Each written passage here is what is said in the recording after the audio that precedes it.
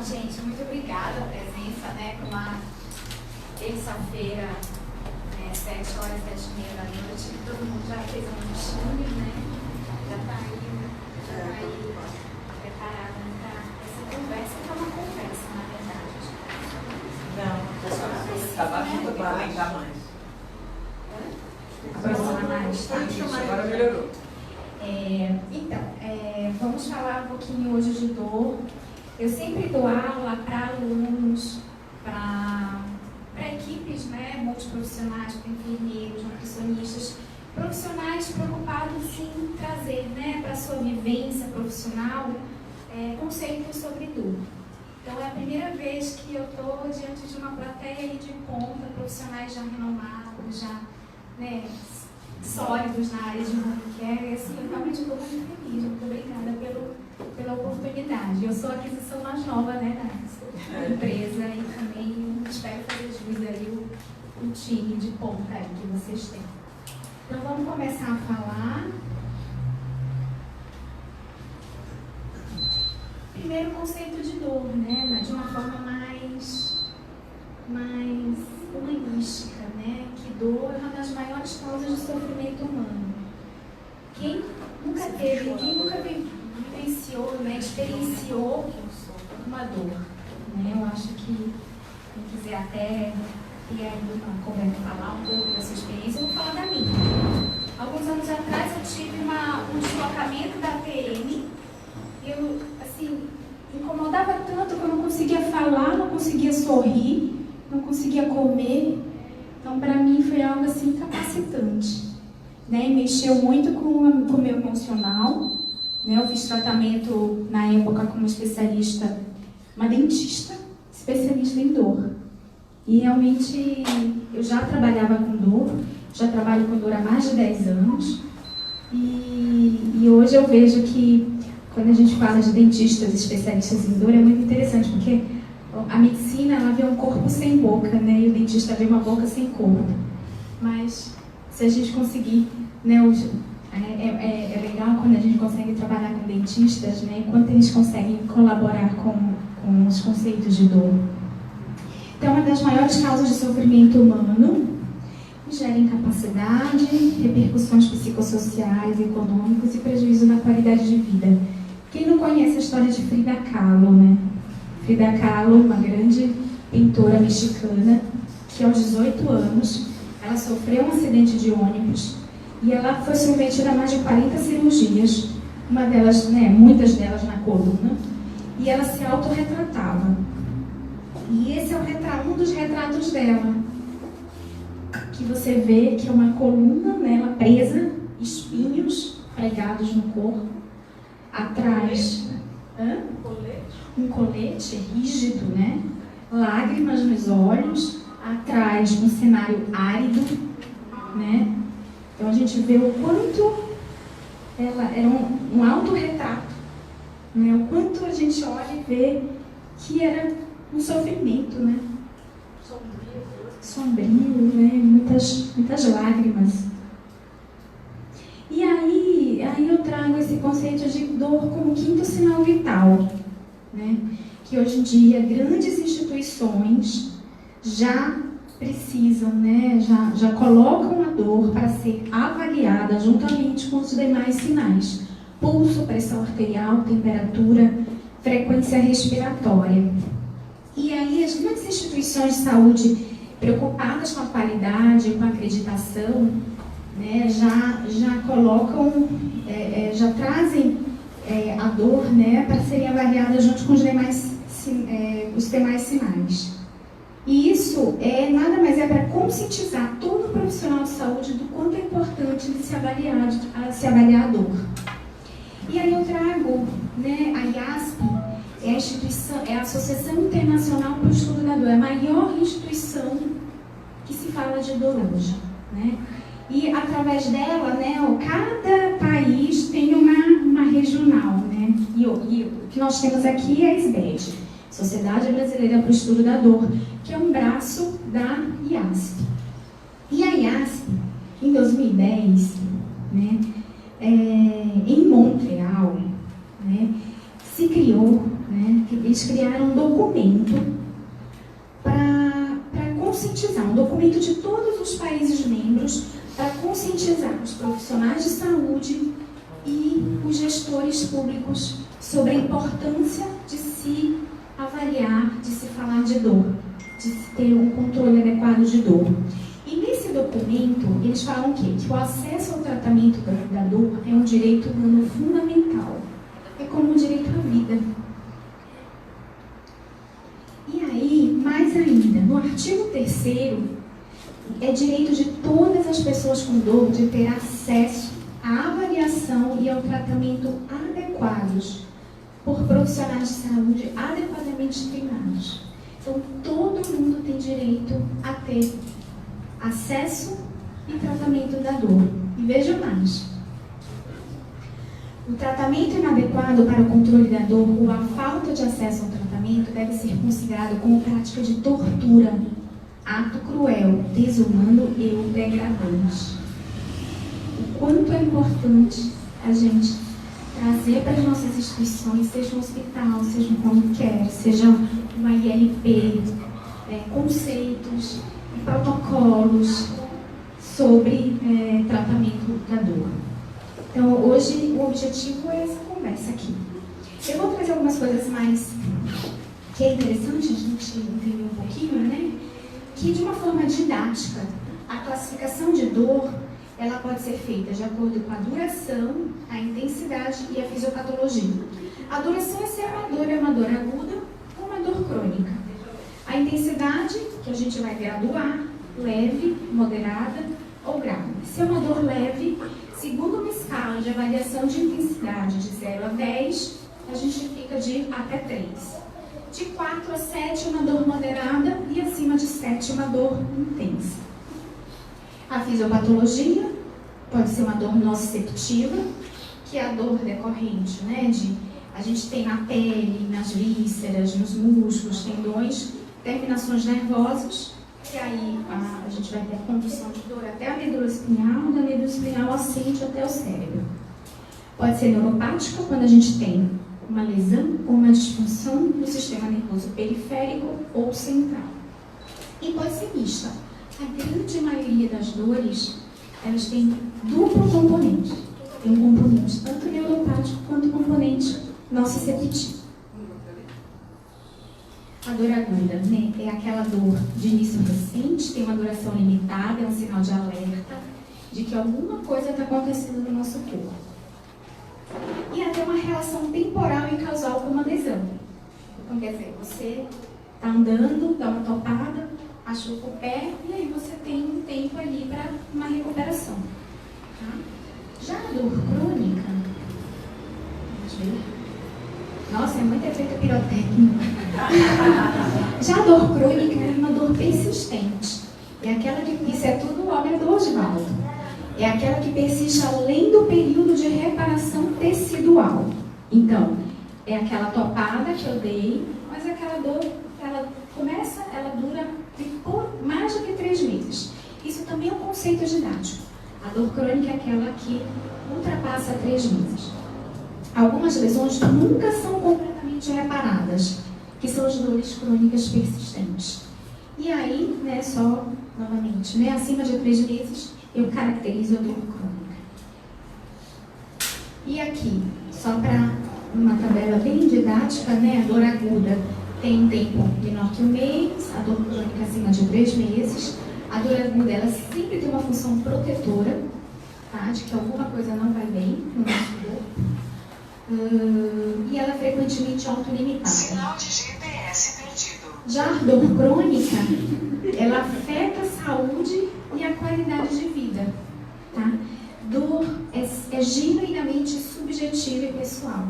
E a gente expressa de acordo com as nossas experiências prévias. Cada um vai expressar a dor de uma forma particular, individual. Aqui alguns exemplos de dores nociceptiva e neuropática. Eu acho que vou pular essa parte. E aqui tem um conceito de dor pela IASP, tá?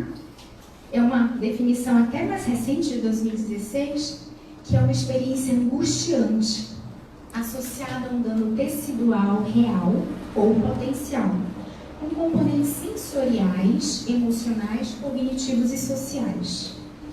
Então, não é só a dimensão física que está envolvida, né?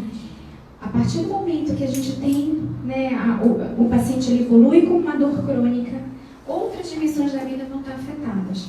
A dimensão emocional, sociocultural, tem todo um componente, né, uma rede familiar que também vai sofrer junto, tá? E aí a gente tem um modelo biopsicossocial da dor. A nocicepção, que seria o componente mais físico da dor, porém, dor é muito mais. Tem a ver com sofrimento, tem a ver com comportamento de dor, tem a ver com emoção, tem a ver com a questão psicológica mesmo, social, cultural e até espiritual, né? Isso, nos cuidados paliativos, isso está muito mais enraizado que a questão da dor total, né? Que a gente tem várias dimensões que precisam ser cuidadas diante de um paciente oncológico, por exemplo. E aqui, só para a gente ter uma ideia, né, o quanto é frequente a queixa de dor. É a principal queixa nos serviços de emergência. Mais de 60% chegam nos serviços de emergência com algum tipo de dor. Mais de 80% é a principal queixa. Então, o quanto é importante a gente saber avaliar a dor. E aqui a prevalência de dor crônica no Brasil. Tá? Esse é um trabalho de Salvador, mas é interessante que ele representa, de acordo, pela sua importância que foi em termos de epidemiologia no país, a gente sempre traz esse gráfico, né? Então, mais de 40% das pessoas vivendo na comunidade apresentam dor. Dor crônica. Dor crônica, dor acima de 3 meses, isso mesmo. E aí, eu trago essa imagem, né, da obra de Van Gogh, o homem velho com a cabeça em suas mãos. A gente olha e vê, né? Será que ele está com dor, está sofrendo? Parece que sim, né? Então, assim, pessoal, eu olho e vejo o que me parece. Talvez a tirinha não ache, né? Mas cada um tem a sua representação. E aí a gente vai começar a falar um pouquinho, né? O mundo está envelhecendo. A população, as pessoas acima de 60 anos são aquelas que mais crescem ao longo do mundo, né? E é interessante que quando a gente... Quando a gente vai fazer aí, né, extrapola para o país, né, para o Brasil, a gente vê esses números gritantes.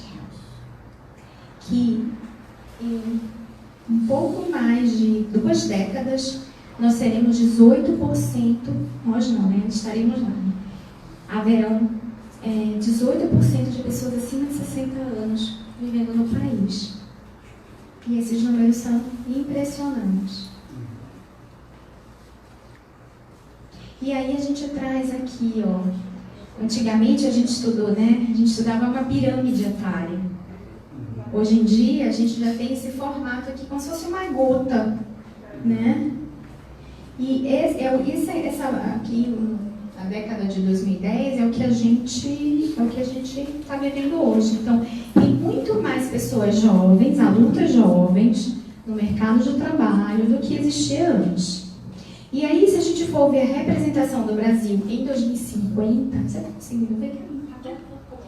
E aí, em 2050, a gente vê, olha, a gente vai ser o que a França é hoje.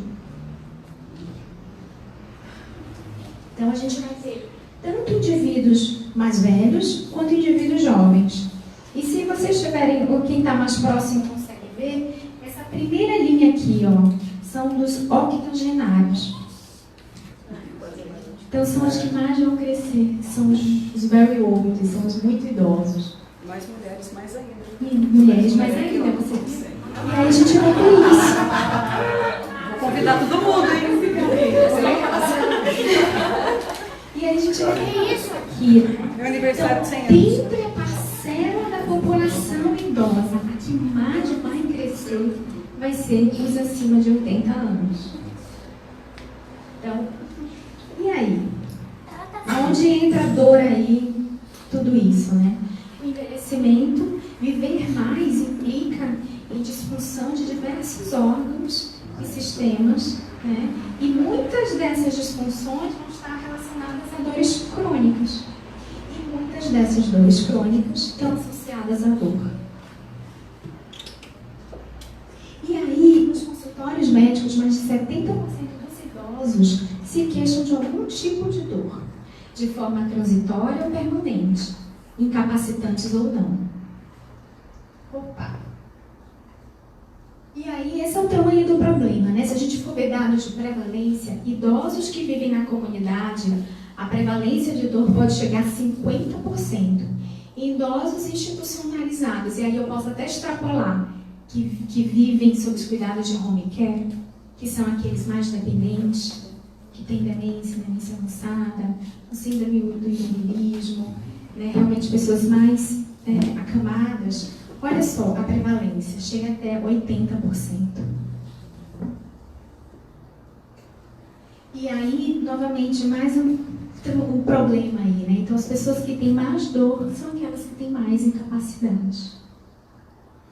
É um grande problema também o subtratamento da dor do idoso. Se a gente for olhar aqui esse gráfico, é um trabalho, né, relativamente recente, né, o uso de opioides. A gente sabe que os opioides são um tratamento padrão, né, para a maioria das dores crônicas, os oncológicos, e aí a gente vê que os idosos eles recebem menos tratamento com opioide, mesmo já estando consagrado que são tratamentos bem efetivos quando é feito por profissional, lógico, tecnicamente preparado.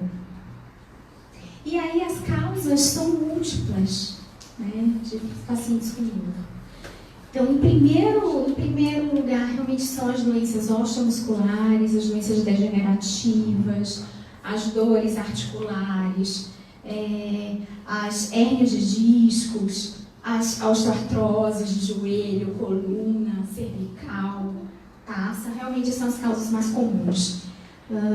Estenose espinal, fraturas. Para os nossos pacientes, o imobilismo, as úlceras de pressão, a impactação fecal, a retenção urinária, tudo isso são causas comuns de dor nos nossos pacientes. E outras mais, né? Contraturas, a dor orofacial, fibromialgia, né? Que a gente sabe que não é muito mais comum em pessoas mais jovens, mas está se aumentando muito a prevalência de fibromialgia no idoso também. Em relação às doenças neuropáticas, a neuralgia pós-herpética, a síndrome dolorosa pós-AVE. Então, pacientes que têm AVC, a chance de evoluir para uma dor central, uma dor crônica, é muito grande. O câncer, a gente sabe que mais da metade dos pacientes oncológicos estão acima de 60 anos. Tá? O principal sintoma relacionado ao câncer é a dor. E aí, nem sempre há uma causa única. Então, muitas vezes são múltiplas causas, mas a gente tem que avaliar, investigar e de uma forma, e tratar realmente de uma forma muito intensiva, porque esses pacientes sofrem.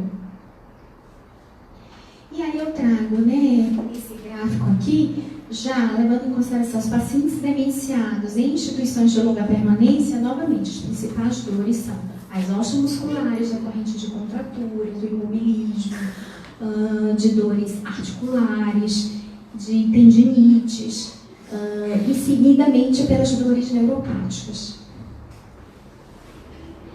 E aí nós temos várias barreiras para o tratamento de dor, né? Primeiro em relação à percepção, né? Mudanças relacionadas à percepção e sensibilidade da dor do idoso. Porque, em geral, né, a gente acha que o idoso sente menos dor do que o indivíduo mais jovem. E isso é um mito, isso é um erro. A ausência de padronização na avaliação de dor. Né? Avaliar dor, por ter um caráter subjetivo e pessoal, né, é muito difícil a gente avaliar. Então, a gente tem escalas padronizadas hoje para a população mais jovem, né? E temos também escalas de avaliação para indivíduos com mais incapacidades, com dificuldade e limitação de comunicação. A gente vai ver mais à frente. Mas trazer a realidade desses instrumentos de avaliação para as instituições, para as empresas de home care, isso é muito importante. Porque aí a gente acaba realmente tendo a consciência da importância de que é avaliar a dor como quinto sinal vital. Falta de conhecimento e experiência na prescrição de analgésicos, né?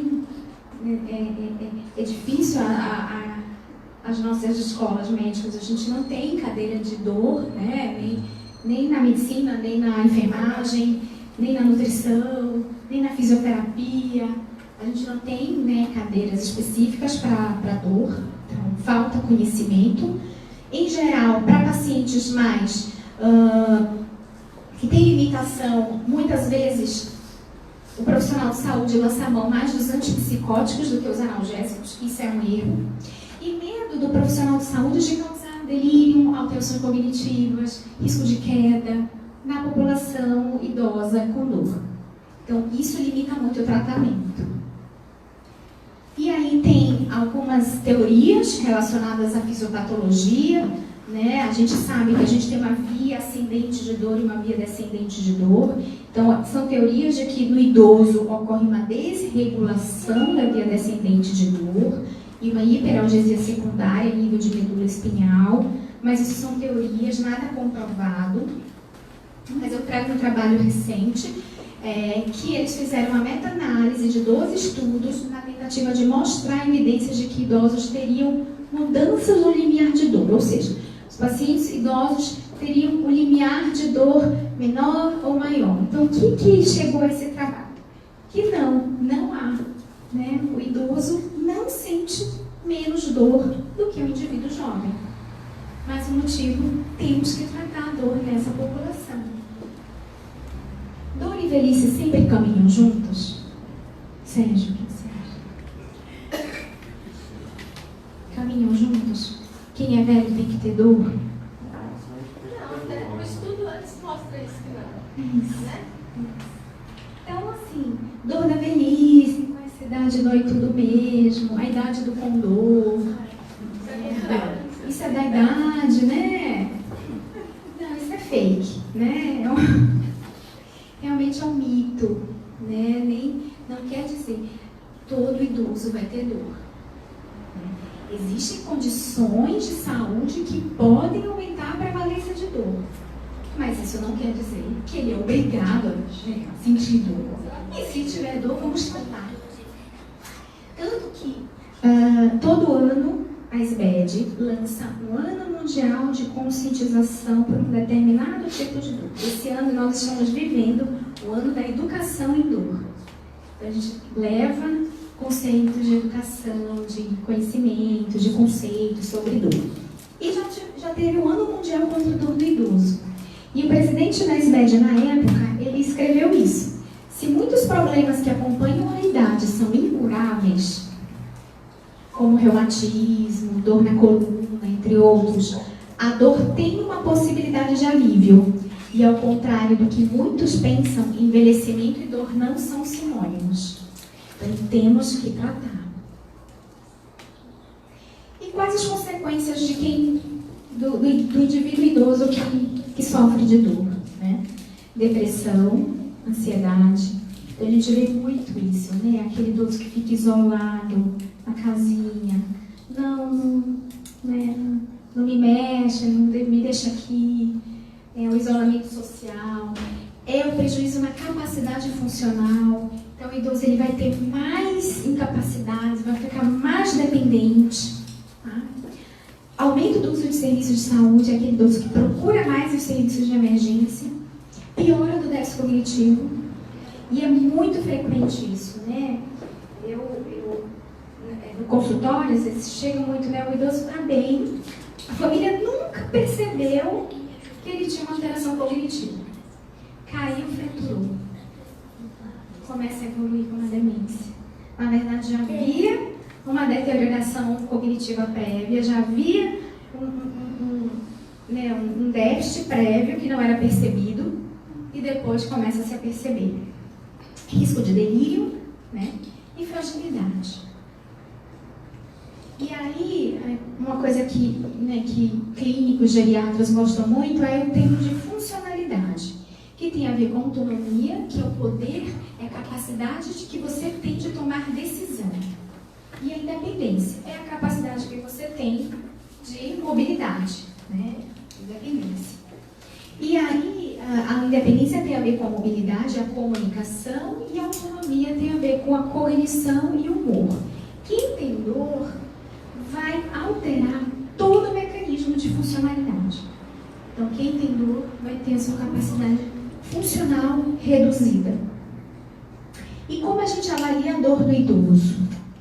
Aí a gente vai ter, né, algumas escalas, né, a gente, lógico, né, para os enfermeiros, médicos aqui, né, a gente tem sempre que fazer uma anamnese completa. Então, às vezes a gente pega, né, no telefone, né, acho que tinha uma paciente, dona Gilda, não é Gilda da hospital, né, a cuidadora ligou dizendo que depois de um movimento, ela levantou da cadeira, começou a ter dor na costela e aí não sabia se tinha fraturado, a gente pediu um raio-x, mas eu fui conversar com ela para entender melhor, passou com uma dor miofascial, muscular.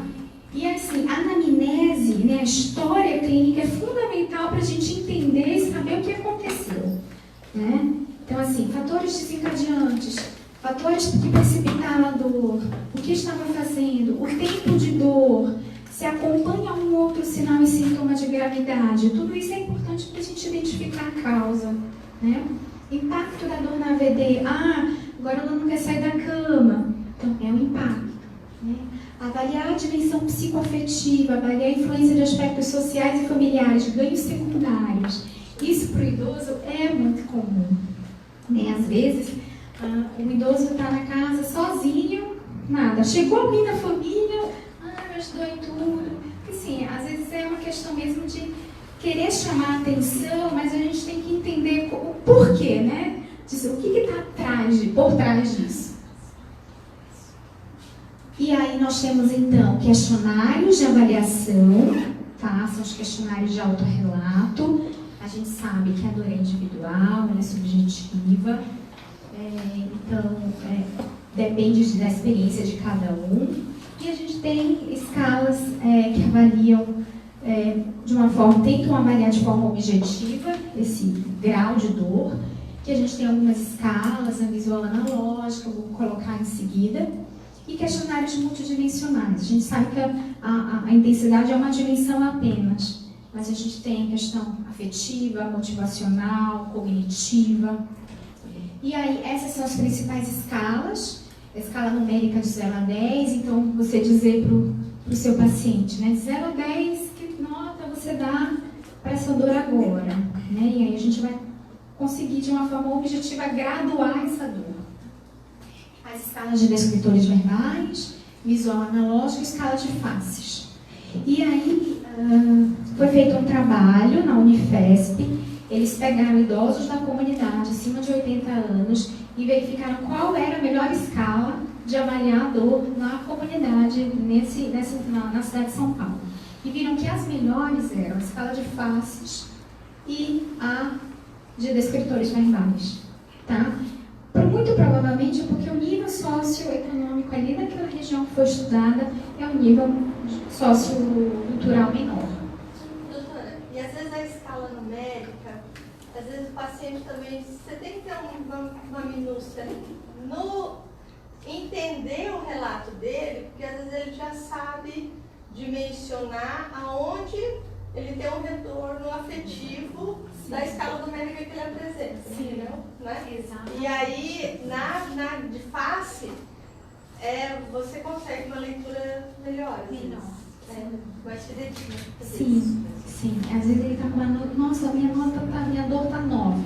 Mas a carinha dele está íntegra, ele está fazendo todas as coisas normais, naturais. Então realmente é mais difícil. Então, a gente tem que avaliar outras questões. Justificar no sentido de como dizer assim, não, dou 0 para essa dor, ela não merece nota. Nota, senhora, não é 0, ela não merece nota. Isso é interessante, né? Uma leitura totalmente o contrário. Exato. Uma vez eu estava na casa, Não merece mesmo. Uma vez eu fui avaliar uma paciente numa casa que ela tinha caído e fraturado o ombro. Aí eu cheguei, era uma senhora muito idosa, a princípio não tinha déficit cognitivo. E aí eu questionei, ela estava muito angustiada, com muita dor. E aí eu perguntei, mas se a senhora for me dar uma nota de 0 a 10, sendo que 0 não tem dor nenhuma, e 10 é a dor mais insuportável que você já sentiu na sua vida, qual nota você dá? Ela falou assim, eu não sei, pergunta pra minha cuidadora, porque ela vai saber. Ela estava tão angustiada com aquela sensação que nem ela sabia.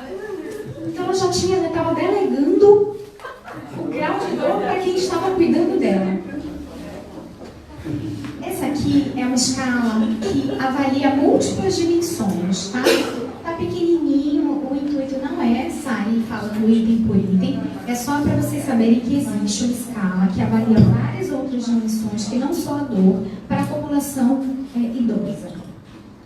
E aí, mas agora, né, para os clínicos, enfim, para quem está mais diretamente na assistência, quando a gente fala de manejo da dor, de tratamento de dor,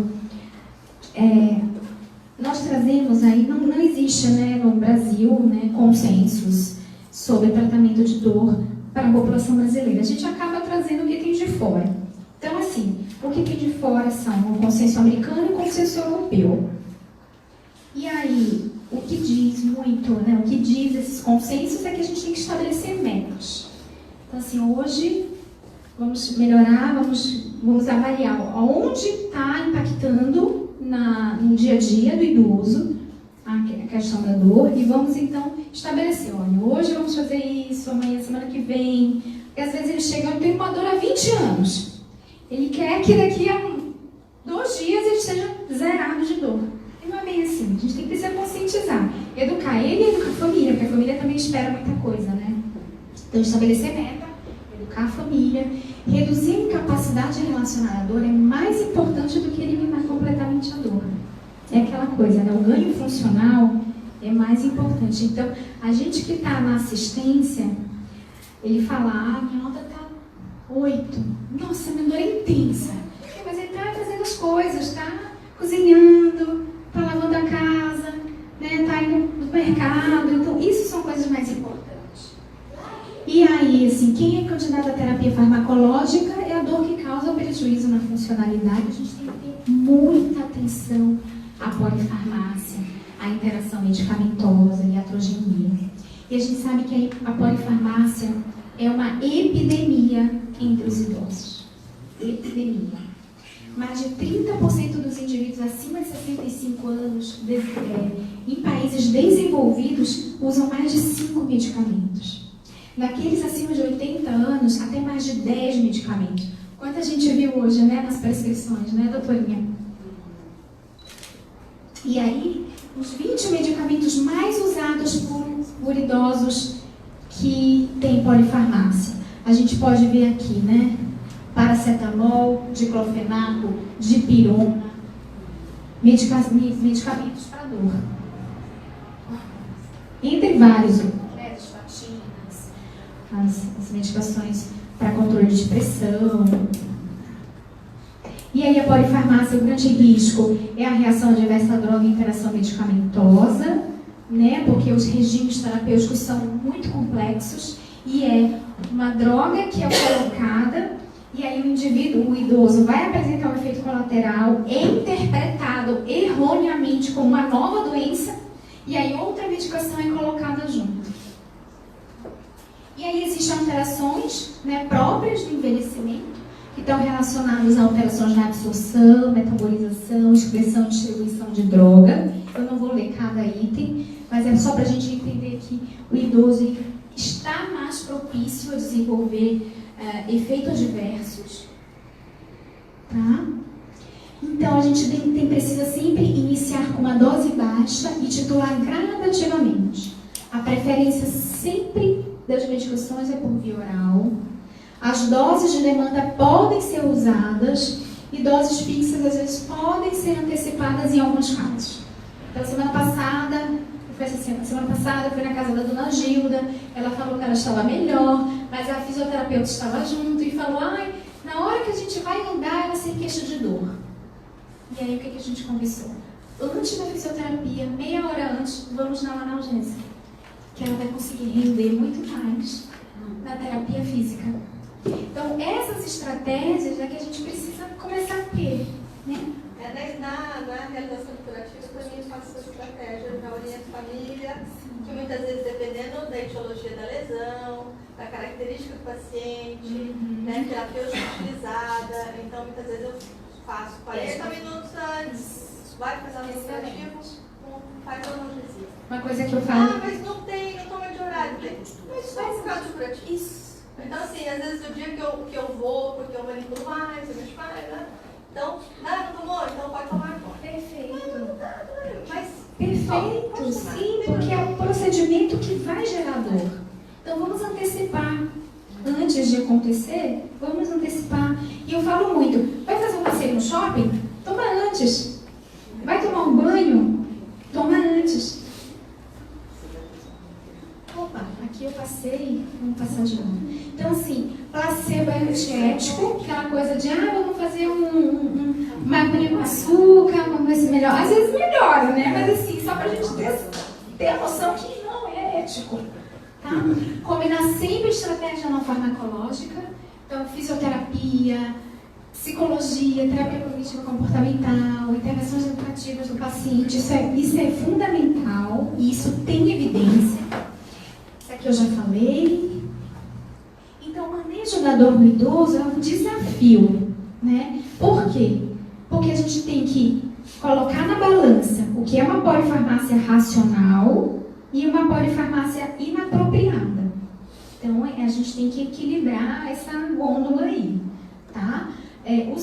Os consensos falam que em pacientes que têm dor crônica, só o analgésico ele não vai ser suficiente. A gente precisa lançar mão de medicações adjuvantes, que não são medicações analgésicas diretamente, mas elas atuam de uma forma convergendo e diminuindo, inclusive, a quantidade de analgésicos. Então, essa polifarmácia racional, todos os guidelines, todos os consensos falam para tratamento de dor. E a gente vai ter que colocar isso numa gangorra aí, para a gente não prejudicar ainda mais o paciente, porque ele já vem usando aí uma polifarmácia inapropriada.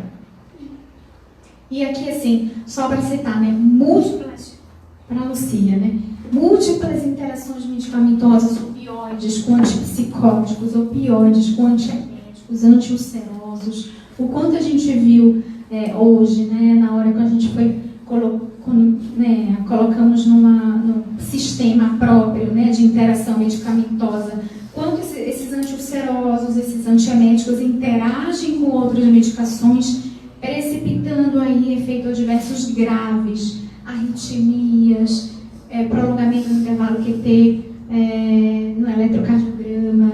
Então a gente tem que ter muito cuidado. Corticoide anti-inflamatório, o quanto eles vêm usando, e é tão interessante, né, quando eles internam. Quando eles voltam para casa, aquela prescrição antiga, ela se junta à prescrição nova e gera uma bola de neve. Então, essa reconciliação, essa conciliação medicamentosa, para a gente que trabalha em assistência domiciliar, é fundamental. Senão vai ser daqui a uma semana toda ele interna de novo. Né? E aqui, quem são os de maior risco? São os idosos muito idosos, acima de 85 anos, os frágeis, os desnutridos, os que têm mais de doenças crônicas, sejam mais doenças crônicas, os que têm demência, os que tomam, os que têm clearência de creatinina menor que 50, tá? Então, todos esses fatores relacionados ao paciente aumentam o risco de interação medicamentosa e efeito adverso à droga. Então, sempre que possível, a gente tem que tentar a deprescrição. Então, a cada volta do hospital, a gente precisa fazer uma revisão dessa prescrição. Tá? E aí, muitas vezes, a gente tentar conversar com o médico, o assistente, titular, ou quando a gente tem a oportunidade daquele paciente ser nosso paciente, aí a gente já faz toda uma limpeza, né, dessas prescrições.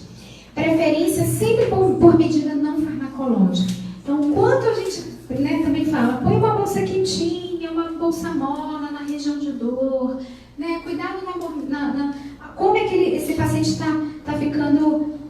no leito, mais do que 2 horas tem que mudar de posição, risco de úlcera de pressão, né? Medidas de relaxamento, massagem, tudo isso é muito efetivo. E aqui, assim, a gente obedece, né? Quando a gente vai instituir um tratamento medicamentoso, a gente tem uma escada da Organização Mundial da Saúde. A gente segue isso. Então, a gente tem o primeiro degrau, que é uma dor leve. A gente tem o segundo degrau, que é uma dor moderada. O terceiro degrau, uma dor forte. Cada degrau, a gente tem um esquema de tratamento, tá bom? E aqui, atenção a classes especiais. Então, quanto é utilizado hoje? Acho que é o seu Mauro, né? Doutora Márcia, estava com dor, né? E perguntou, acho que talvez se tinha que ser um anti-inflamatório, né? E aí, assim, o anti-inflamatório são os medicamentos mais prescritos na população acima de 65 anos. Né? Venda livre, né? Muitas vezes a gente chega na farmácia e você nem precisa pedir, o farmacêutico, o atendente já oferece. Né, Juliana? Epital de meia-vida longa, efeitos adversos são muito comuns no indivíduo idoso, hemorragia digestiva alta. 1/4 dos pacientes idosos que entram no hospital é devido a efeito adverso anti-inflamatório. Então, realmente, a gente tem que ter muito cuidado. Assim, aí vocês me perguntam se eu nunca uso, eu uso. Se você está diante de uma dor aguda, né, que você sabe realmente causa e efeito, a gente pode usar realmente, optar por alguns anti-inflamatórios mais seguros, né, com menos risco de hemorragia digestiva, mas por um curto tempo. Aqui já. O paracetamol, em geral, é a primeira escolha analgésica em diversos consensos. Eu coloquei porque é o que o consenso fala. O que eu faço? Paracetamol, a gente tem que ter muito cuidado, porque tem risco de intoxicação hepática, né? Mais do que de dipirona. Ah, mas por que os consensos não trazem dipirona? Dipirona é abolida na Europa e nos Estados Unidos. É abolida, infelizmente, porque viram um caso de agranulocitose, achou que todo mundo vai ter. Eu nunca vi. Você já viu? Minha avó. Sua avó. Oh. Você dá paracetamol para ela? Não. Minha avó faleceu por causa disso. Por causa disso. Olha aí. Então existe, pode ocorrer. Mas a dipirona... Mas só detalhe, minha avó tomava 500 ela, sabe quando você espirrou adoçante? Ela fazia Então, assim, a dipirona é mais segura, é mais potente. A toxicidade hepática com paracetamol é muito grande, muito grande. Tanto que antigamente se falava que a dose máxima de paracetamol era 4 gramas e hoje em dia já caiu para 3. Para indivíduos muito pequenininhos, os nossos acamados, os nossos nutridos, até 2 gramas ao dia é recomendado. Então a gente tem que ter realmente muito cuidado com paracetamol. Opa. Então, medicações adjuvantes são os antidepressivos, tá? Que são usados como adjuvante no tratamento da dor crônica e usamos bastante. A gente tem uma paciente que tem né? E aí tinha uma dor, ela tem dor crônica, osteomuscular, de longa data, estava usando sertralina. E aí a gente está começando já a colocar... Sertralina é um antidepressivo, mas não tem ação em via modulatória descendente de dor. Então, qual é a nossa estratégia? É reduzir a sertralina e colocar um antidepressivo que tem ação na dor. Os tricíclicos, eles são menos seguros para indivíduo idoso, tá? Do que os de ação dual. Que aí os principais são a duloxetina e a venlafaxina. Temos ainda os anticonvulsivantes, que são usados exclusivamente mais como adjuvante no tratamento da dor crônica, mas para aquelas dores neuropáticas são medicações de primeira linha, tá? E a gabapentina e a pregabalina são os de melhor perfil de tolerância, com menos efeito adverso.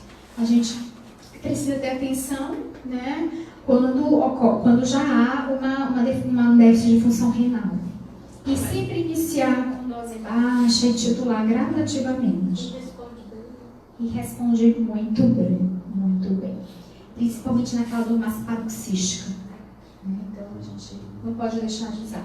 Tem muita terapia tópica, né, com adesivos, lidocaína tópica, anti-inflamatório tópico também. Se você tiver que escolher, a via do anti-inflamatório tópico é melhor do que o sistêmico, apesar de haver, vai haver sim, né, efeito sistêmico, mas o uso tópico ele é melhor. Tem o tricíclico tópico, a buprenorfina tópica, que é um derivado opioide, né, muito seguro para idoso. O nome comercial é Restiva. Ele é usado a cada 7 dias. É bem tolerado, baixo efeito adverso e tem uma ótima resposta. Fentanil transdérmico também é um derivado opioide. Tem uma potência até 100 vezes maior que a morfina. E a troca dele a cada 3 dias. Medicação também para idoso muito segura. Entre os opioides, né, uma classe aí especial, é usado quando a dor é acima de uma dor moderada forte, com prejuízo funcional. A gente sabe que os opioides eles são divididos em opioides fracos e opioides fortes. Os opioides fracos é a codeína e o tramadol, e o opioide forte é a morfina com todos os outros, né? Com fentanil, buprenorfina, metadona, oxicodona. Em relação aos opioides, né, o quanto a gente recebe, né, vem com Tilex, né, 10% de nós caucasianos não metabolizam codeína e morfina. Codeína se transforma em morfina. 10% não tem a enzima que converte. Então existe aí um risco de toxicidade pela codeína, porque não converte morfina. 10% de nós não vão responder à codeína. Então, vamos prescrever morfina se precisar, e não a codeína. Já o tramadol tem uma potência superior, tem ação também para dor neuropática, né? E é medicação segura, mas para idoso, né, tem uma apresentação em gotas que é muito melhor, que a gente vai titulando aos poucos. Então, em relação ao opioide, sempre considerar a experiência do prescritor, né? Quem tem por exemplo, a metadona, que é uma medicação difícil para quem não trabalha com dor, é melhor prescrever morfina de liberação rápida, né? Então, isso tudo vai depender da experiência do profissional. Sempre iniciar com doses baixas e ir titulando aos poucos. Aqui uma revisão clínica, né, dos principais tratamentos de dor, né, resume a abordagem terapêutica. Aqui, Juliana, paciente com dor neuropática, primeira opção são as medicações, são os antidepressivos de ação dual ou gabapentina ou pregabalina. Se não respondeu, aí a gente pensa em associar o opioide. Já no caso, se for uma dor musculoesquelética, primeira opção dos consensos é o paracetamol. Se não melhora, associa o opioide fraco, associa os adjuvantes. E aqui eu gosto muito dessa tabela, que fala das medidas não farmacológicas. Então, por exemplo, exercício, terapia física. Então, assim, é muito importante, né? Paciente que está com dor, fisioterapia. Que bom se todos os convênios liberassem fisioterapia, né?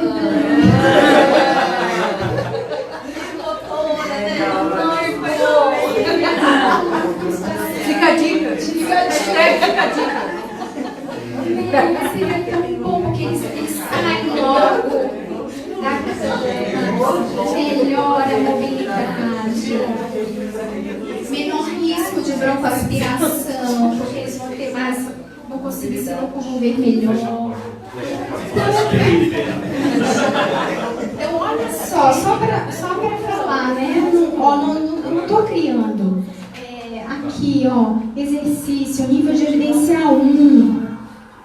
Aí tem outras coisas, tem yoga, tem massagem, tem meditação, né?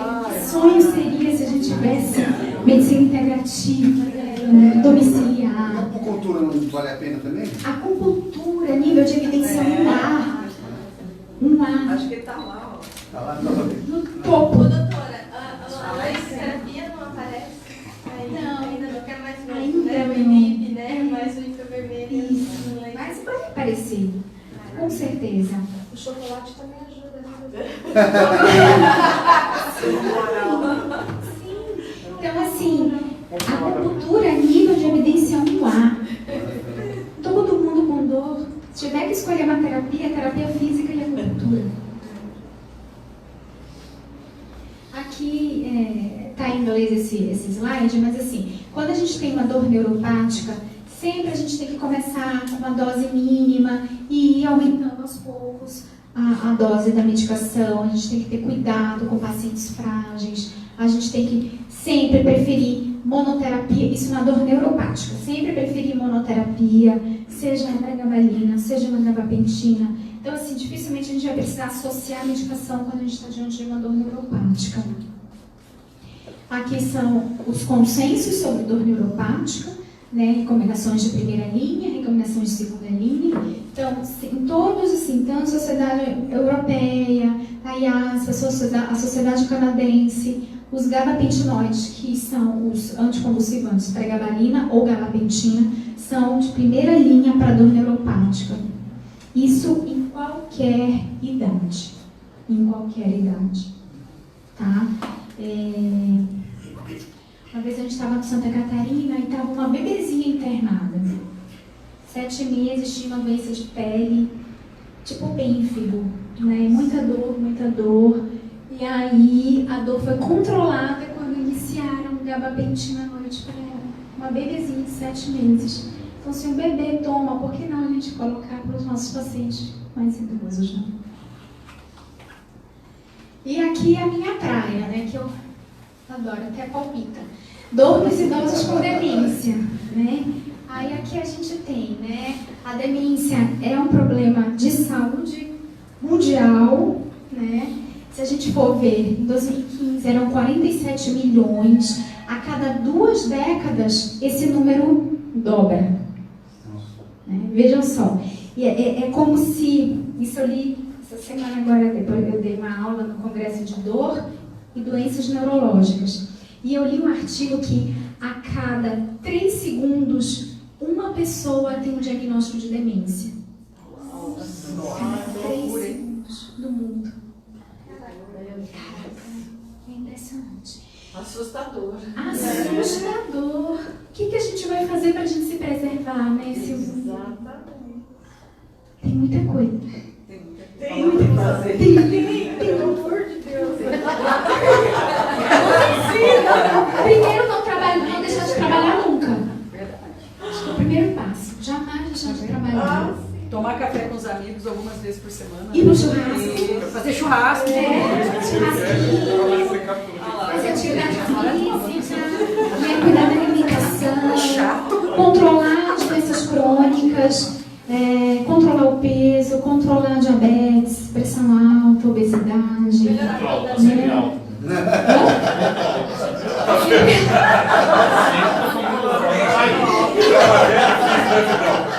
Para manter é difícil, né? Controla o nível máximo. Por quê? Porque a gente acha que demência é só Alzheimer, né? Realmente o Alzheimer a prevalência entre as demências, 70% das vezes é Alzheimer. Mas está se aumentando muito as demências vasculares, que são decorrentes da pressão alta, do diabetes, da obesidade, né, dos hábitos errados alimentares, do estresse crônico, né?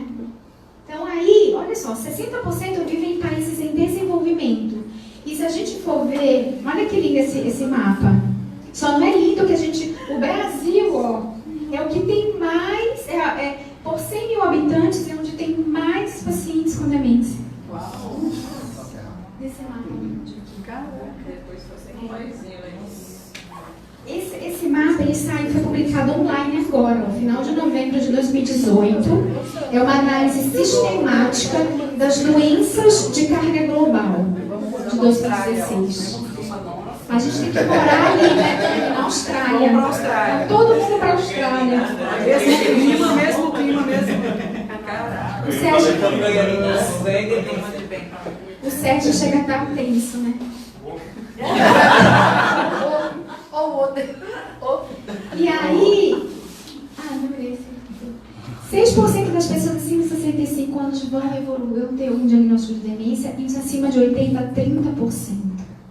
E se a gente for ver, né, a diferença homem e mulher, nós mulheres estamos realmente lá em cima. Será que tem fatores hormonais envolvidos? Eu até acredito que sim, mas não tem nenhuma evidência em relação a isso. Se a gente for ver, né, pegar aqui 80, 85 anos, realmente, ó, chega aqui, ó, entre 20 e 30%. Que mulher faz muita coisa junto das atividades. É que mulher faz muita multifunção, né? E tá voltada muito mais para a vida sob estresse. Mas eu acho que são os maridos também.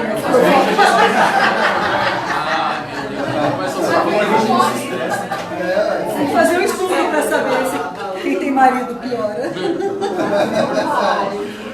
Aqui, ó, são os anos vividos com incapacidade e anos de vida perdidos por 100 mil habitantes devido à demência por idade. Quanto maior a idade, maior a incapacidade, maior a quantidade de anos perdidos de vida.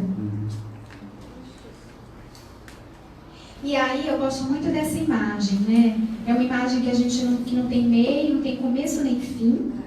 Uma imagem obscura, a gente não sabe se é bicho, o que é, né? Completamente uma imagem tenebrosa, uma imagem confusa, né? E aí que a gente vê dor no indivíduo com demência. É isso, é complexo, é comum e é um desafio para quem cuida. E aí a gente sabe que a prevalência de dor no idoso é muito alta,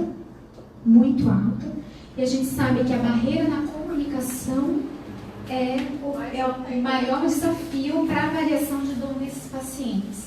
Vejam só, a experiência de dor é mais comum na fase final da demência do que na fase final do câncer.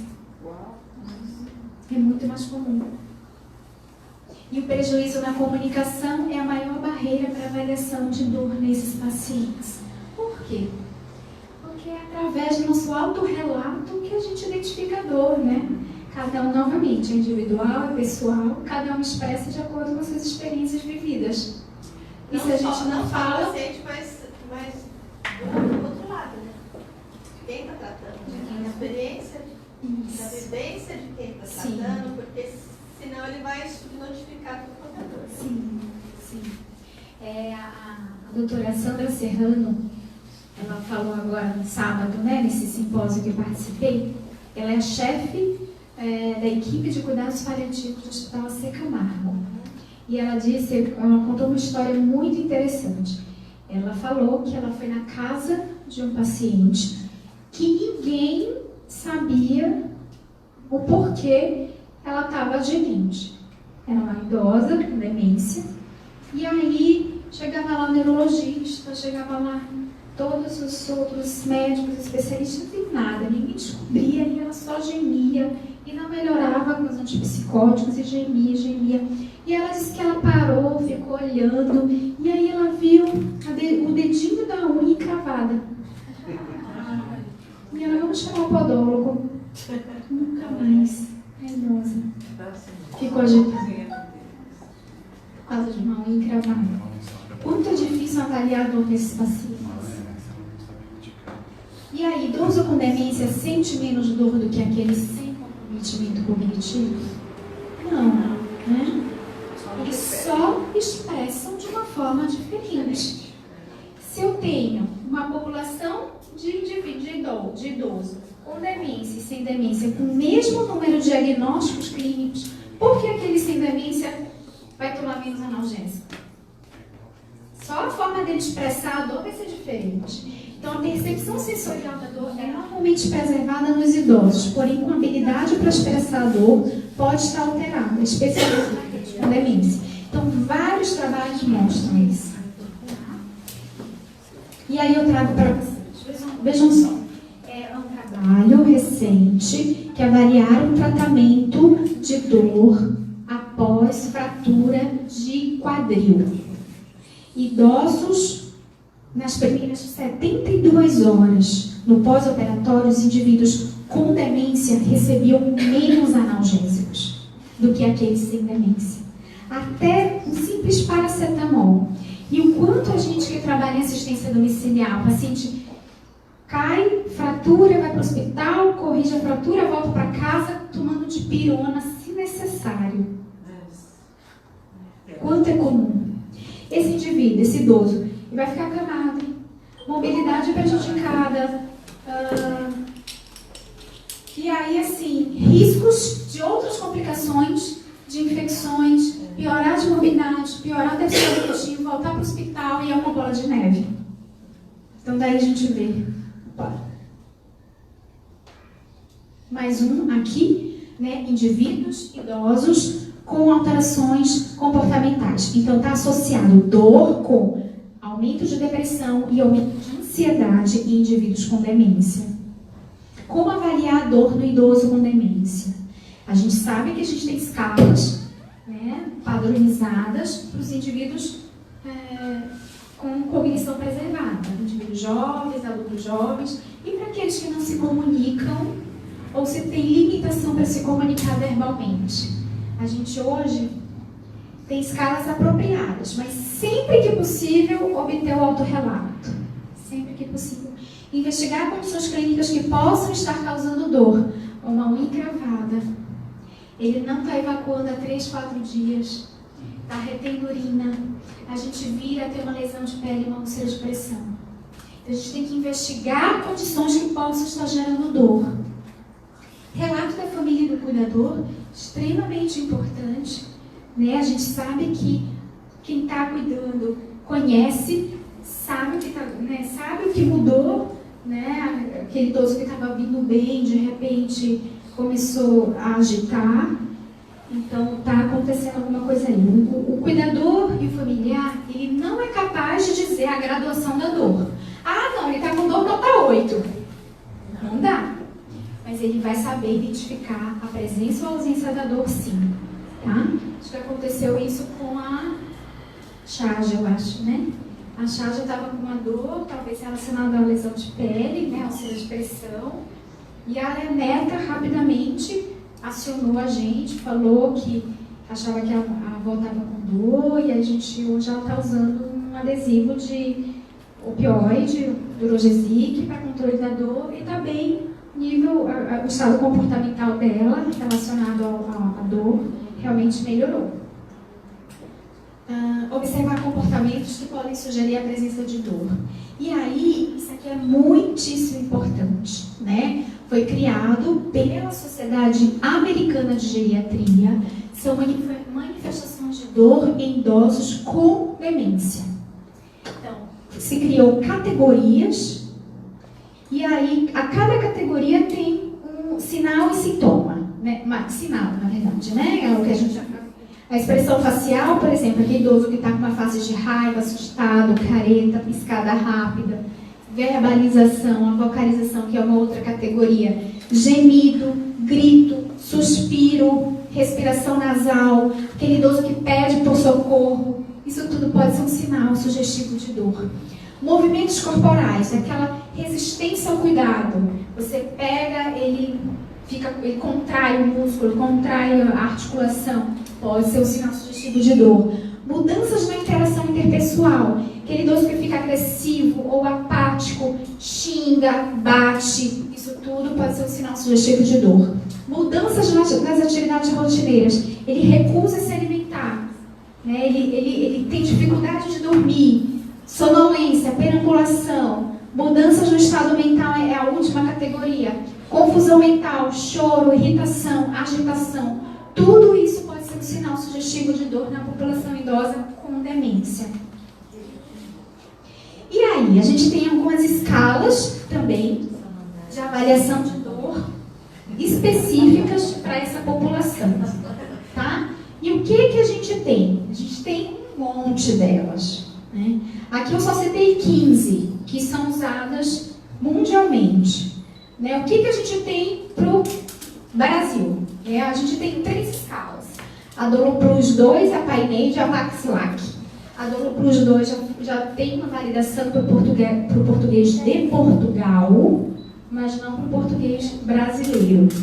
Já a Painade e a Paxilac são escalas de avaliação de dor para indivíduos não comunicantes, já validadas para o Brasil. A validação da Painade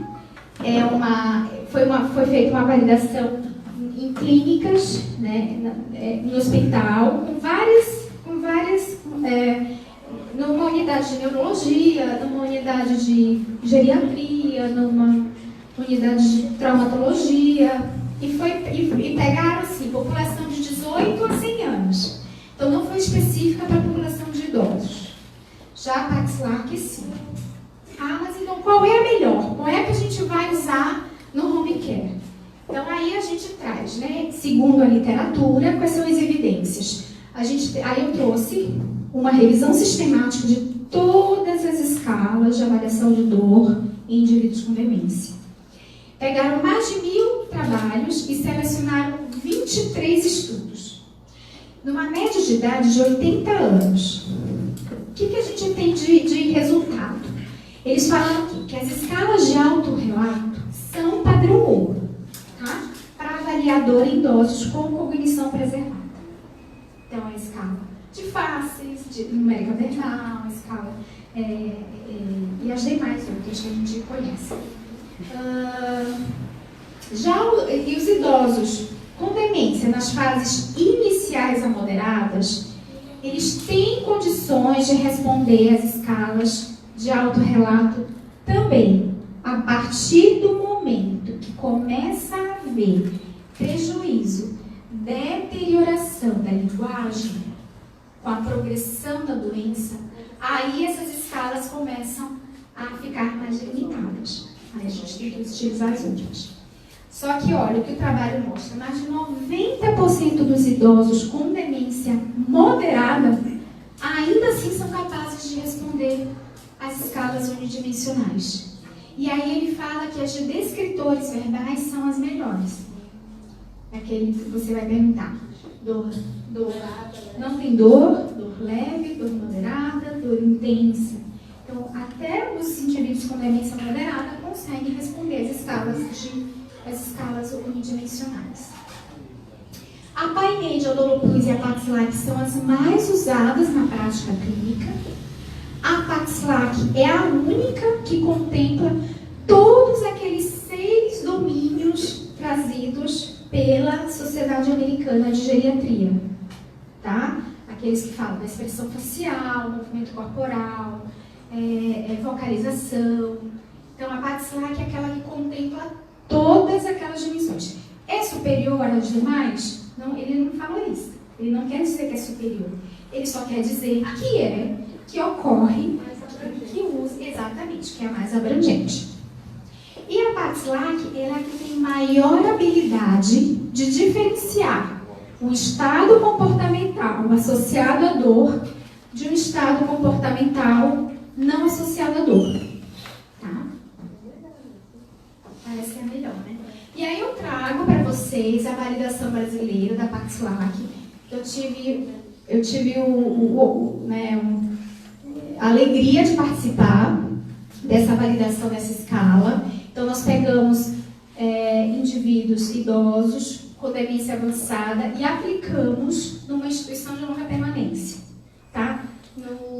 Foi lá na casa de repouso do Einstein, que é ali na Vila Mariana. Isso. Então, a gente aplicou lá. E aí foi feita a validação brasileira dela. E aí, é uma escala que é um checklist. Ela não dá graduação de dor. Você tem uma escala com as categorias, com as 6 categorias que são preconizadas, e a gente faz um tique. A gente é observacional, o enfermeiro olha, pega a escala e você vai indicando. Se você avalia. Aos sinais sugestivos de dor, você faz uma terapêutica. Em seguida, você reaplica a escala e vê se melhora. E assim. Nossa, dá para reaplicar.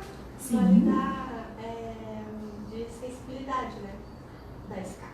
Da aplicabilidade da escala. Foi Tem que feito aplicar na isso. ciência domiciliar.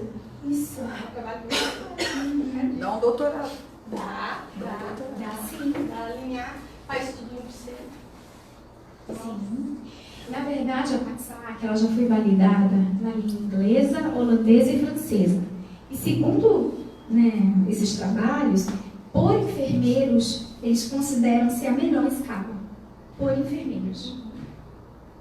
E aí, assim, aqui tá pequenininho, lógico, o intuito não é ler cada um, mas assim, cada categoria tem sinais específicos que a gente deve avaliar na hora, a gente vai esticar na hora da variação.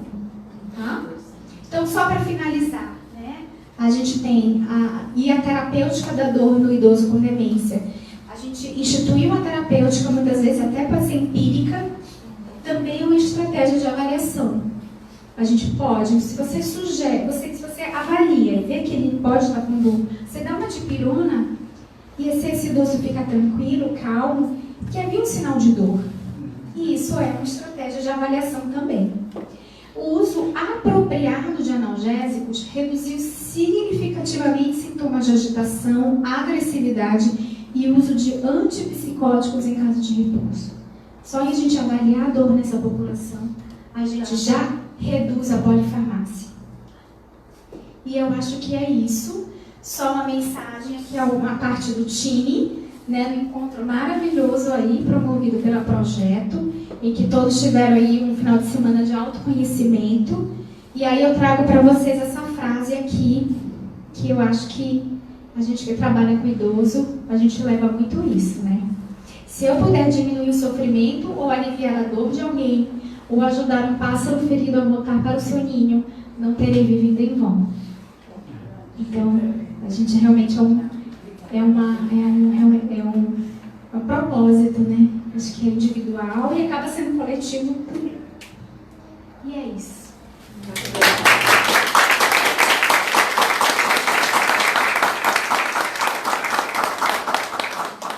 Perguntas? A gente está vivendo lá em casa esse desafio, né? Da minha mãe que tem Alzheimer, Sidão conhece bem, mamãe. Aliás, aqui várias pessoas conhecem, né? A Bárbara, a doutorinha. Né, assim, conhece tecnicamente. E a mamãe, eu acho que ela já está nessa transição do moderado para o avançado, né? Ela já não consegue mais mostrar para a gente a intensidade da dor. Então, assim, a gente percebe, eu percebo, ela começa a fazer assim nos dedinhos, porque ela tem uma dor de artrite, uma dor articular, ou às vezes ela bota a mão no quadril, né? E aí a gente fica nessa, né? Olhou, acha que tá, ou quando ela tá muito mal-humorada também, eu falo, pega um Dorflex pra ela, né? Melhora. Né? Assim, foi muito, você passando aí, eu enxerguei ela em vários momentos, porque ela fica com a respiração ofegante também, né? Você vê que ela começa a falar assim, mãe, tá tudo bem? Ah, tá tudo bem, tá tudo bem. Tá bom, vamos dar um Dorflex pra ela. Aí passa uns 40 minutinhos, ela tá respirando um pouquinho mais tranquilo. Não sei se o Dorflex está acertado, mas é o que tem lá em casa. Que é mais livre de acesso, e por enquanto para ela, né? Não sei se o quanto é benéfico ou não. Então. Tem Porque o relaxante muscular acaba sendo, né, um fator que pode precipitar, aumentar o risco de queda, tontura, desequilíbrio. Então assim, talvez a dipirona aí seja melhor do que associar o analgésico a um relaxante muscular. E o lisador, doutora? O lisador, ele também tem dipirona e também tem um relaxante muscular. Também é um risco, né? Mas é lógico, se você avalia e percebe que tem um componente de contratura muscular, né? Ficou muito tempo acamada, uma cama, né? Pode ser usado sim. Doutora, às vezes em esquemas de paciente oncológico, que faz uso do opioide, ou não, às vezes uma outra dor crônica, que tem uma analgesia, que às vezes o paciente não faz. Eu sempre converso com um colega médico, ou daqui, ou do paciente, de fazer um esquema, muitas vezes faz a dipirona no esquema de 6 em 6 horas, 4 vezes ao dia, e paracetamol de às vezes 8 ou 12 horas.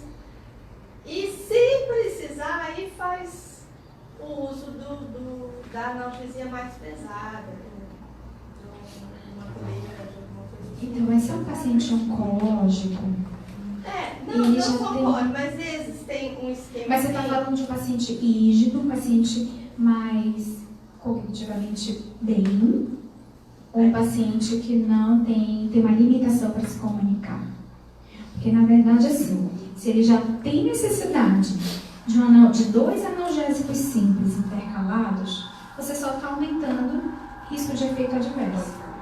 Então, é muito melhor você subir a escada analgésica com um opioide fraco, que seja, para diminuir o consumo dos outros. E aí, valeria a pena iniciar um adjuvante também, uma droga adjuvante. Tá? É porque, assim, existem muitos mitos no uso do opioide, né? Muitos medos, né? E por dificuldade de conhecimento do profissional de saúde, por dificuldade da dispensação de um receituário apropriado também, que seja o receituário amarelo, então existe um mito muito grande. A gente ainda vive no Brasil, diferente dos países desenvolvidos, Estados Unidos, Europa, que lá se tem muito... Lá já há muito abuso no opioide, né? As pessoas morrem por uso do opioide, Michael Jackson, enfim, né? Só que aqui a gente ainda tem uma realidade muito atrás, que é a opiofobia. Então a gente precisa quebrar essa barreira, então passar a tratar melhor os pacientes, né, com opioide, doses baixas, porque o paciente ele vai ter mais mobilidade, melhora a capacidade funcional, né, menos morbidades relacionadas à dor, menos internação. Então, acho que realmente é uma balança, né? Tá? Doutora, quando a gente tem um paciente com uma doença degenerativa em que já se usou a gabapentina, já se usou aquele adesivo restiva e existe a necessidade de uma bomba, eu não entendi muito bem como que funciona essa situação, porque o paciente tem aquela espasticidade, já tem, né, você ao tocar você percebe que parece uma madeira.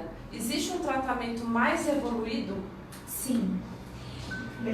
Assim, né, você perguntou das doenças degenerativas, né? As doenças neurodegenerativas, elas podem evoluir com dor central, tá? Que são dores neurotáticas, com características próprias, de difícil tratamento, e aí a gente tem à mão, né, os anticonvulsivantes associados a antidepressivos, porque assim, na dor, a terapia multimodal, com várias modalidades de drogas, elas funcionam melhor do que uma droga apenas em alta dose. Então, por exemplo, já usou gabapentina, aí associou com um antidepressivo dual ou antidepressivo que atua na dor, associou com um opioide, ainda está aqui. Então, assim, esses outros tratamentos intervencionistas de dor, com implante de bomba intratecal, com bomba de morfina, com associação com relaxantes musculares, aí isso tem que ser muito bem avaliado por super especialistas, sabe? E tem, dentro da dor, tem médicos que só fazem medicina intervencionista, que na verdade ela está, antigamente se falava que está no último degrau da escada analgésica. Só que hoje a gente não espera precisar, por exemplo, no oncológico. Paciente oncológico, a gente já usa, né, já implanta uma bomba intratecal, uma bomba, né, já faz um bloqueio neurolítico, às vezes no começo do diagnóstico. para que ele realmente tenha mais qualidade de vida.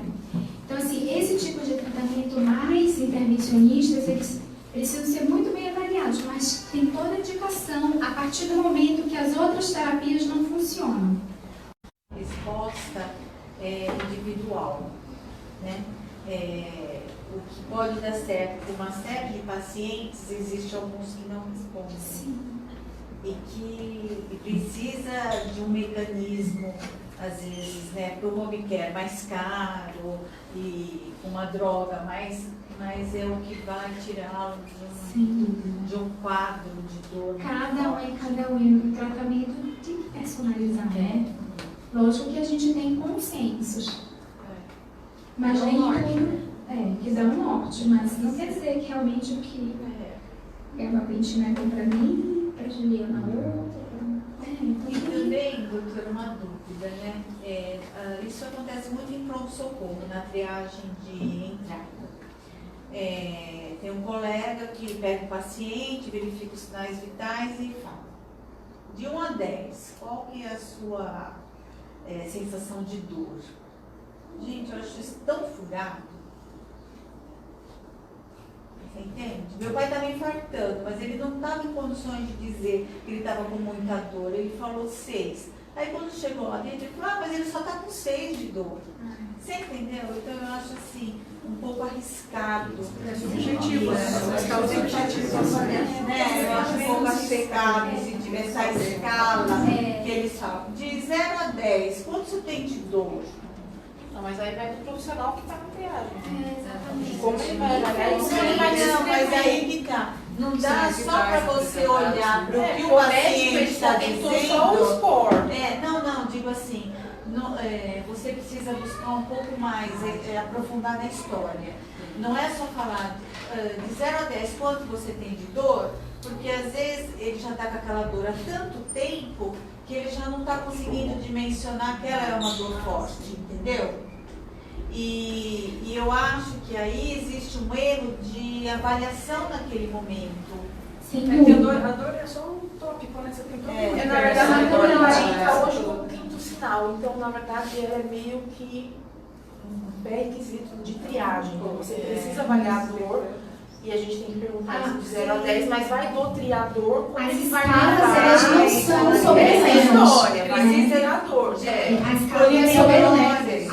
Exatamente, escolher a história, fazer uma anamnese detalhada. O paciente idoso é um paciente que a gente precisa ter um olhar muito diferenciado. Infelizmente, os profissionais que estão na ponta no serviço de emergência, muitas vezes eles não estão acostumados a uma avaliação mais minuciosa. Se o pai chega infartando, a escala de dor, você vai avaliar os fatores de risco, né? Quais são as comorbidades. Se ele está com uma dor no peito, principalmente o idoso, que 30% dos idosos não fazem dor típica. Os orientar, um conjunto de quem está tendo. O oriental ele é bem mais resistente. Você sabe que uma não é a escala, não é a escala que está errada, é quem está aplicando a escala. E outra coisa, a escala é subjetivo, então. Não, é um elemento do exame físico, não é só a escala que vai mandar, né? Uma vez a gente estava dando plantão no pronto-socorro e a gente pegou uma moça que entrou andando, normal. Estou com um pouco de dor de barriga. Né? Dor de barriga, diarreia, qualquer coisa assim, né?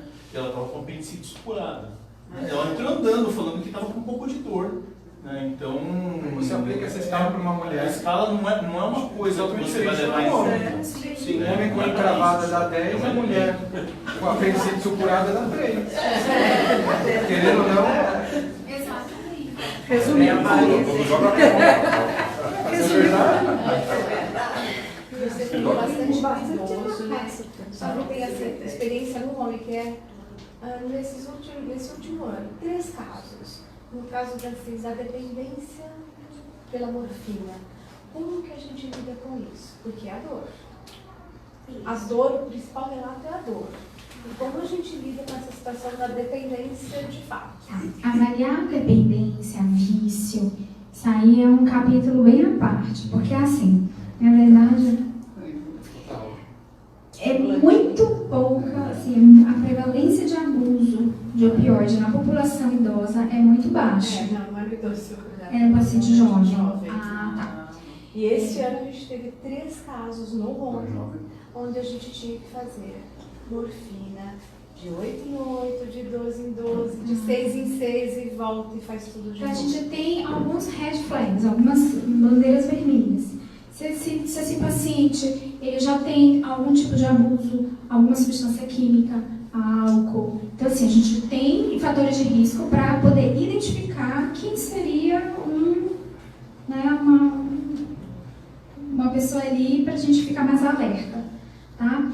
Outra coisa, a gente tem tratamentos para diminuir o consumo. Por exemplo, se usa morfina de horário, de 4 em 4 horas, com necessidade, com busca frequente de droga. A gente tem outros esquemas para tentar tratar isso. Então, por exemplo, se quem está com morfina de horário, você dá suspeita de abuso, aí a gente tem outras drogas para substituir. A metadona, por exemplo, uma droga opioide usada para abuso de opioide. Então, é tentar desmamar sempre que possível. E outra coisa, tratamento de dor, um profissional só não faz verão. Muitas vezes você tem que ter um psicólogo, tem que ter um psiquiatra. Então, a gente tem que ter outros profissionais envolvidos aí, principalmente diante dessas situações. Tá? Mas é bem difícil lidar com essa situação. Não é no idoso, é bem diferente porque é um paciente jovem. E a gente não identificava o uso, por exemplo, de álcool. A gente identificava o uso de outras drogas, mas não na pessoa. Por exemplo, no companheiro, na companheira, a gente identificava isso, mas não nela. E aí a gente teve muito problema com isso e a gente não conseguia identificar. Com o acompanhamento psicológico, com o acompanhamento psiquiátrico. Esse é o problema. Você olha a pessoa aqui, você não olha a pessoa aqui. Se estava pedindo, estava buscando opioide, será que era para si mesmo ou para o companheiro que tinha um abuso? Porque era endovenosa, né? Então o funcionário fazia. Era da casa fazia. Era pelo home care.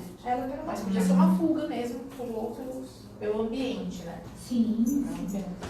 É muito delicado. A gente teve uma situação bem assim, aliás, foram 3 casos assim neste ano, não vi. Mas já tivemos também ao longo da história em alguns casos. Com desvio, a volantina com desvio de E a gente levava e documentava. Todo dia. Não, a gente chegou ao ponto de falar para o médico que a gente não faria mais em home isso. Falei para o médico, em home não dá para fazer. Eu não tenho como fazer a vigília dela. Não adianta deixar um técnico lá, porque vai me adiantar. Sim. Não é isso. Então, na hora que ela tiver que levar para o hospital, vai para o pronto-socorro. O meu gasto vai ser maior. Mas não é isso que eu estou vendo neste momento. Eu estou vendo cercando, de fato, essa questão de dependência. Sim. E a conivência, né?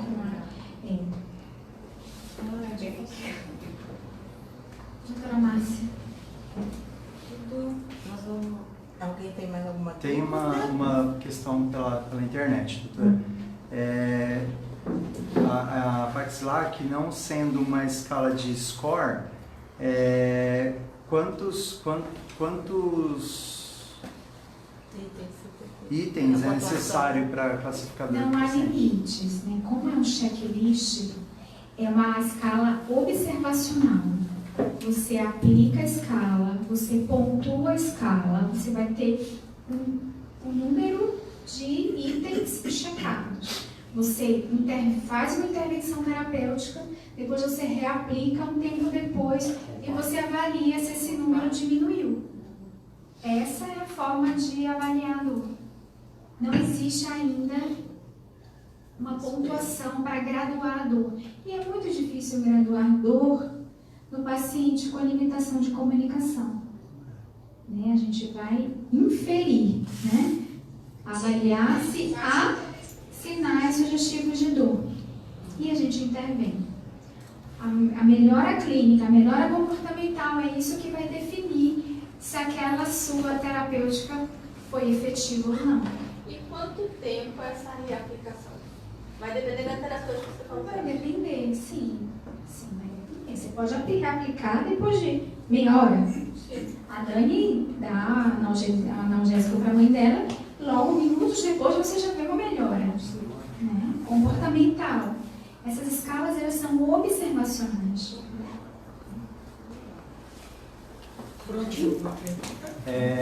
Na pasta de todos vocês tem o endereço da Paxlac, que o projeto realizou, e também a avaliação da aula.